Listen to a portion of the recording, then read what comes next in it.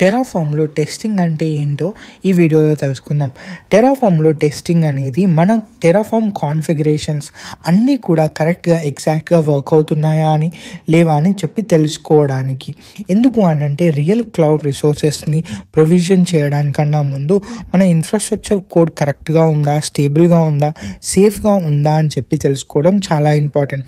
ఇక్కడ టెస్టింగ్ అంటే ఏంటి అని అంటే మన కాన్ఫిగరేషన్ కరెక్ట్ రిసోర్సెస్‌ని ప్రొడ్యూస్ చేస్తున్నాయా, అలాగే మాడ్యూల్స్ ఎక్స్‌పెక్ట్ చేసినట్టు బిహేవ్ చేస్తున్నాయా డిఫరెంట్ టైప్ ఆఫ్ ఇన్‌పుట్స్‌తో కూడా. అలాగే మన అవుట్‌పుట్స్ అనేటివి ఏవైతే వస్తున్నాయో అవి మన ఎక్స్‌పెక్టేషన్‌కి మ్యాచ్ అయ్యేలాగా ఉన్నాయో, లేదంటే ఫోర్త్‌ది ఇలా మనం ఏదైనా కొత్తగా చేంజెస్ ఇంట్రొడ్యూస్ చేస్తే ఉన్న ఎగ్జిస్టింగ్ ఇన్‌ఫ్రాస్ట్రక్చర్ బేక్ అవ్వకుండా ఉంటుందా అని చెప్పి తెలుసుకోవడానికి మనం టెరాఫామ్‌లో టెస్టింగ్ చేస్తాం. ఇక్కడ 4 టైప్ ఆఫ్ టెస్టింగ్ ఉంటాయి.